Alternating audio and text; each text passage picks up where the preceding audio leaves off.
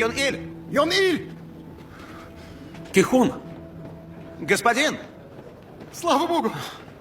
О, вы живы! Конечно, конечно! Кто бы сомневался! Я сразу понял, что он особенный! Как же я все-таки рад вас видеть. Я общителен по природе. Такие социальные игры как раз по мне.